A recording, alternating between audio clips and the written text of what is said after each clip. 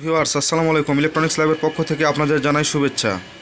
তো আজকে আমি যে বিষয় নিয়ে ভিডিও করতে আসলাম সেটা হলো এই যে একটা সুকাম আইপিএস বোর্ড, হ্যাঁ, ইউপিএস মুড সহ আছে। এটাতে ইউপিএস খুব ভালো কাজ করে।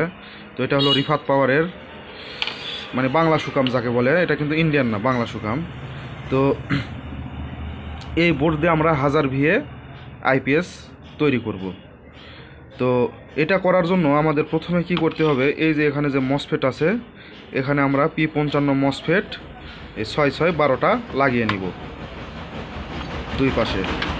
তো P55 মডেল আমরা লাগিয়ে নেওয়ার পরে আমরা কি করব, এই যে এই পয়েন্টগুলো এগুলো আমরা টোটালি রাং দিয়ে সোল্ডারিং করে দিব, ঠিক আছে। আর এখানে এই যে এখানে কিন্তু কোনো কিছু লাগানো নেই, তো এখানে আমরা একটা কয়েল লাগাই দিব। তো কয়েলটা আপনারা 12 নাম্বার তার নিয়ে আপনারা 1/2 ইঞ্চি পাইপে পেঁচায়া দিবেন, যেমন আমি আপনাদের দেখাইতেছি। এই যে এখানে কিন্তু লাগানো আছে, ঠিক আছে। তো আমি এই আইপিএসটা বানাইছি, কিন্তু ওই সময় ভিডিও করতে পারি নাই। তো তাই ভাবলাম যে দেখি একটু এখন যদি আপনাদের একটু বুঝিয়ে দেওয়া যায়। তো যাই হোক, আর এখানে লাগবে হলো আপনার এই নেগেটিভ, ব্যাটারির নেগেটিভ তার, ঠিক আছে। আর এই এই যে এখানে দেখেন 12 ভোল্ট লেখা আছে, এখানে লাগবে হলো এই ব্যাটারির 12 ভোল্ট তার, এবং ওই তারটা আসবে হলো আপনার এই ট্রান্সফরমার, এই যে মাঝের যে পিন আছে, এই মানে দুই তার যে সিটি কানেকশনের যে সেন্টার যেটা, তো এই সেন্টার থেকে যে ব্যাটারির তার যাবে, এবং ওখান থেকে আরেকটা চিকন তার দিয়ে আমরা কিন্তু এই সার্কিটে 12 ভোল্ট পয়েন্টে আমরা লাগাই দিব। তো লাগিয়ে দেওয়ার পরে আমরা কি করব, আমি যা শুধু এখানে আপনাদের কিন্তু কানেকশান বুঝিয়ে দিতেছি।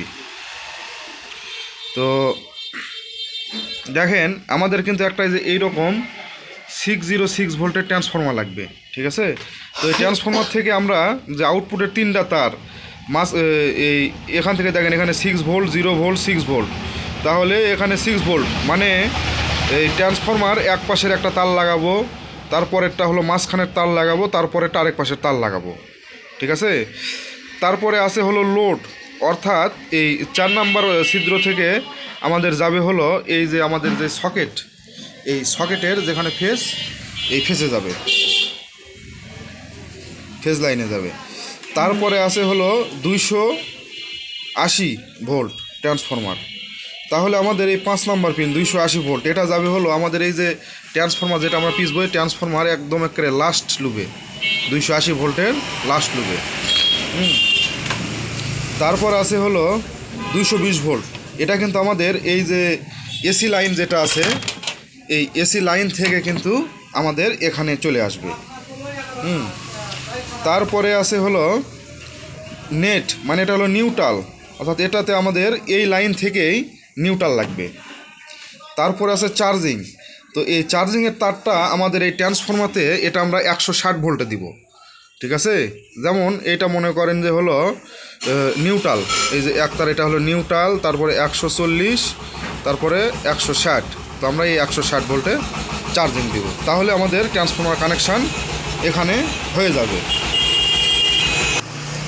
আর এই যে আমাদের দুই হিটসিংয়ে এই ট্রান্সফরমার, এই যে দুই পাশের এই দুই তার লাগবে, যেমন আমি এই যে এটাতে লাগাই দিছি, ঠিক আছে। তো আপনাদের এর আগে যে আইপিএসের কানেকশান দিছিলাম ঠিক সেমভাবে কানেকশন হবে, সকেটের কানেকশান, তারপরে আপনার এই ট্রান্সফরমার কানেকশান। আর ট্রান্সফরমার এই ছোটো ট্রান্সফরমারতে এটাতে আপনার এসি লাইন কিন্তু সরাসরি এসি লাইন থেকেই ঢুকবে, অর্থাৎ এই যে 3 পিন এই যে প্লাগ আছে, এটার যে ফেজ নিউট্রাল, এই ফেজ নিউট্রাল লাইন থেকেই কিন্তু এটাতে ঢুকবে। আর তারপরে দেখেন এই সার্কিটের এখানে কিছু অপশন আছে, যেমন এটা হলো সুইচ, এটা চালু বন্ধ করলে আপনার হলো ইনভার্টার চালু বন্ধ হবে। আর এটা হলো ডিসপ্লে, এলসিডি ডিসপ্লের লাইন। আর এখানে ইউপিএস মুড, এই 2 পিন শর্ট করে দিলে আপনার ইউপিএস মুড কাজ করবে, মানে পিসি যদি চালান, কম্পিউটার যদি চালান, তাহলে রিস্টার্ট নেবে না। আর এটা হলো হাই লো, অর্থাৎ এটা দিলে আপনার চার্জিংটা হাই অথবা লো হবে। আর তো এইভাবে এটা আমি আপনাদের দেখালাম যে যেহেতু আগে আমার এটা মানে এই আইপিএসটা বানানোর সময় আমি এটা দিয়ে করি নাই, মানে সময় পাই নাই আর কি। তো যাই হোক, তো এখন এটা কিন্তু 1000 VA আইপিএস। তো 1000 VA আইপিএস বানাতে গেলে আপনাদের ট্রান্সফর্মার যেটা লাগবে, ট্রান্সফর্মার হবে এই যে কোরটার এই মোড়ের থেকে মোড়, মানে কোরের সাইজ হবে 5.25 ইঞ্চি, হ্যাঁ 5.25 ইঞ্চি কোর লাগবে। আর আপনার এই যে যতগুলো কোরের গ্যাপ এটা লাগবে 3 ইঞ্চি, ঠিক আছে। আর আপনারা হলো এই এসি তার যেটা, তো এই তার লাগবে হলো 20 নাম্বার, হ্যাঁ, আর এইটা লাগবে হলো আপনার 12 নাম্বার। তো ট্রান্সফর্মার ক্যালকুলেশন আমি পরের ভিডিওতে আমি আপনাদের দিয়ে দিব। ট্রান্সফর্মার বাঁধানোর সময় মানে আমি ভিডিও করার সময় পাই নাই, তো এর নেক্সট টাইমে যখন আমি ট্রান্সফর্মার বাধাই করব তখন আমি ওটার ভিডিও হিসাব ক্যালকুলেশন সব দিয়ে দিব।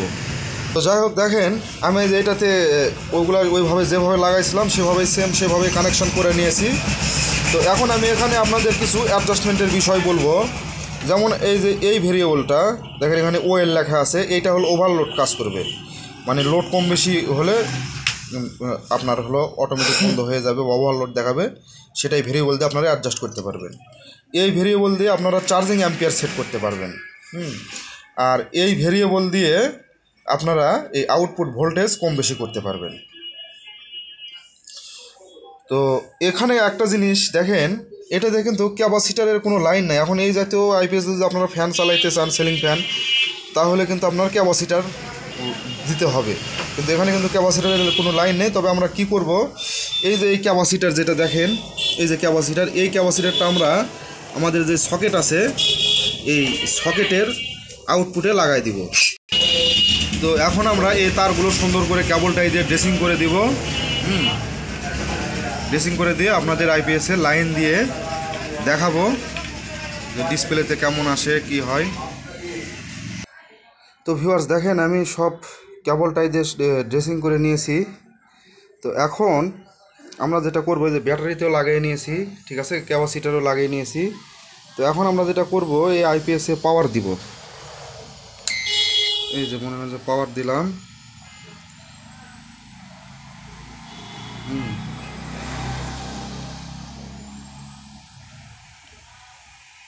এই যে দেখেন ডিসপ্লেতে লেখা আসছে, ঠিক আছে। তো এসি লাইন দেওয়া নাই, তো আমরা এখন এই এসি লাইন দিব। তার আগে আমরা অ্যাম্পিয়ারটা দেখব। 3.27 এটা এসি মিটারে দেখাইতেছে। যেহেতু 1000 VA আইপিএস, তার মধ্যে ক্যাপাসিটার লাগানো আছে, ক্যাপাসিটার খুলে দিলে 1.80 দেখায়। তো আর আমার আউটপুট ভোল্টেজ এখানে 230-31 এরকম। তো এটাতে একটা কি, অনেক আইপিএসে আমি দেখছি যে এই স্কোয়ার ওয়েভে লোড পড়লে আপনার ভোল্টেজ কিন্তু ড্রপ খেয়ে যায়, হ্যাঁ, মানে কমে যায়, কিন্তু এটাতে ভোল্টেজ ড্রপ খায় না। আর ইউপিএস মোড খুব সুন্দর কাজ করে। আর এখানে যে ফ্যানের লাইন, ফ্যান কিন্তু ঘুরতেছে না এটাতে, মানে যখন আমি দেখছি যে যখন লোড বেশি হয়ে যায় তখন ফ্যান ঘোরে, যখন একটু হিট বেশি হয় তখন ফ্যান ঘোরে। তো এখন আমরা চার্জিং দেখব।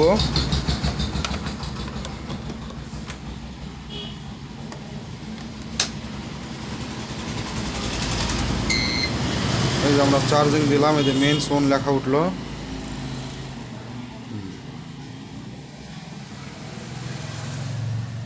ব্যাটারি চার্জিং, এই যে ব্যাটারি চার্জিং লেভেল শো করতেছে।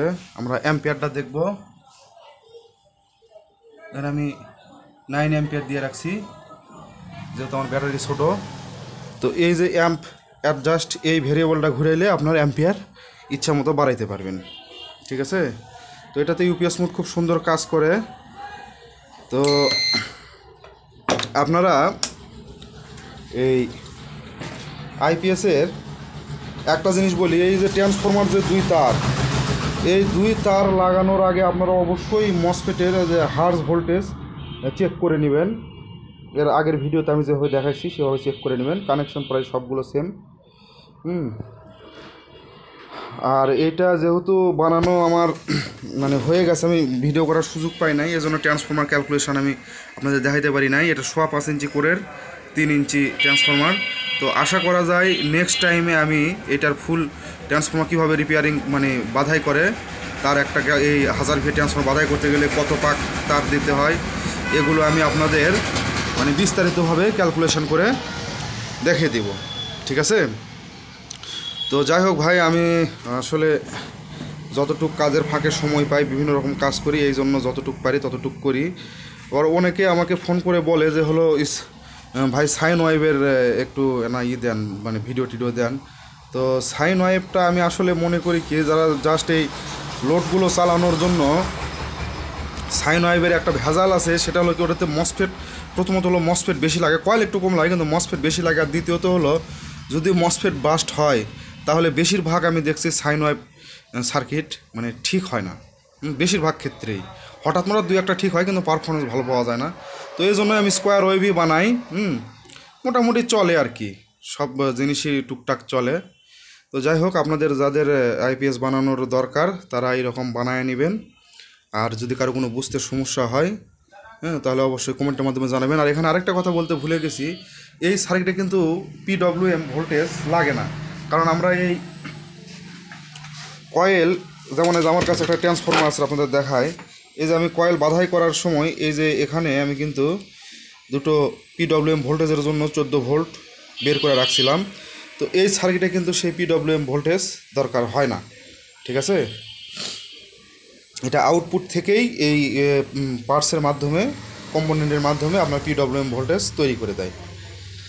তো যাই হোক, আজকের ভিডিও এই পর্যন্ত। যদি কারো কোনো জিজ্ঞাসা থাকে, কোনো প্রশ্ন থাকে, তাহলে অবশ্যই কমেন্টের মাধ্যমে জানাবেন। সবাই ভালো থাকবেন। আল্লাহ হাফেজ।